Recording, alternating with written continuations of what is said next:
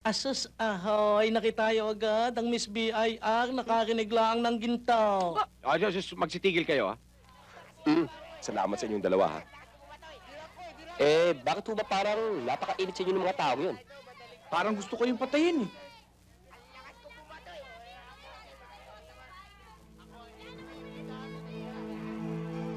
Alam nyo,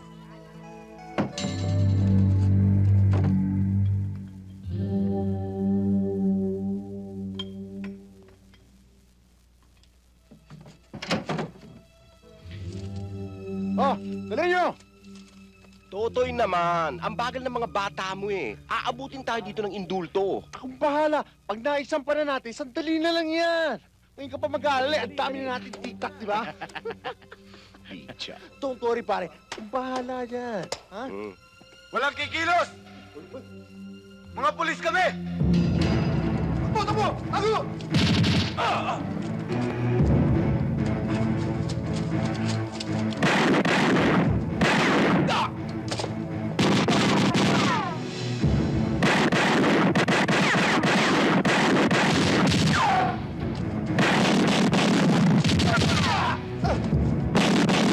Delikado tayo dito. Sibat na. Paano si Totoy?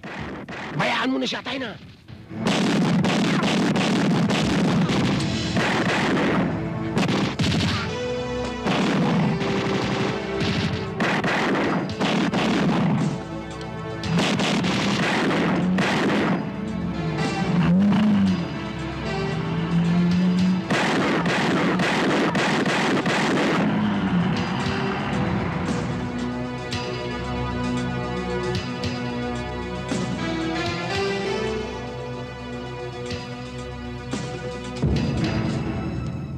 Yan ang dahilan kung bakit interesado sila sa akin. Gusto nilang mabawi yung ginto. Ibig niyo sabihin, Uncle, nasa inyo ang ginto? Itinago ko sa isang lugar na ako lang ang nakakaalam. Natakot ako eh. Alam kong nakaw yung gintong yun. Kaya ibinaong ko.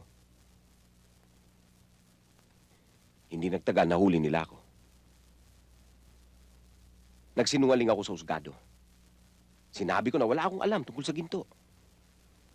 Dahil naisip ko na kahit isoli ko pa sa kanila yon, ikukulong din lang naman nila ako eh. Pero mali ako eh. Nagka-interest din ako sa ginto. Bakit hindi nyo nalang ituro ang ginto para wala kayong problema? Wala akong ibang pamilya. Kundi si Ellen at si Lisa. Nakikiusap ako sa inyo, Billy, Jack. Hinihingi ko ang tulong nyo para makuha ko uli ang mga ginto. Ilang ulit nyo na rin sinagip ang buhay ko, ni minsay hindi kayo humingi ng kapalit. Ibibigay ko sa inyo ang kalahati ng mga gintong yon kapag nakuha natin ang mga yon. Kahit to wala, handa kami tumulong. Umandar na naman ang pagka-DSWD mo. Ginto na. Gusto mo pa maging tanso. Ma'am Pabling, kailan ho tayo lalakad? Asus, ahoy. Asus, ahoy, nakitayo agad ang Miss BIR, nakarinig lang ng gintaw. Magsitigil kayo, ha? Ako ang magsasabi kung sino ang pwedeng sumama.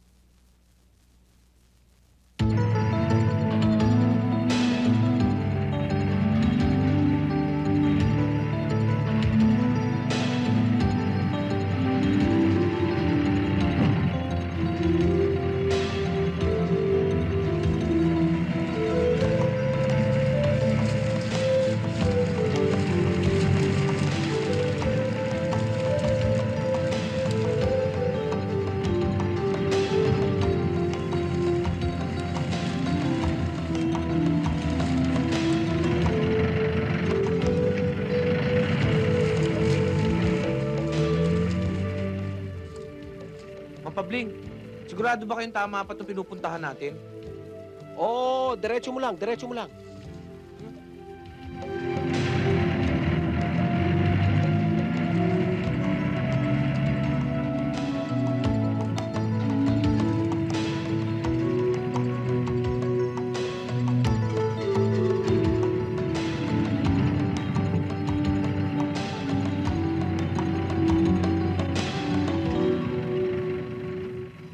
Pabling.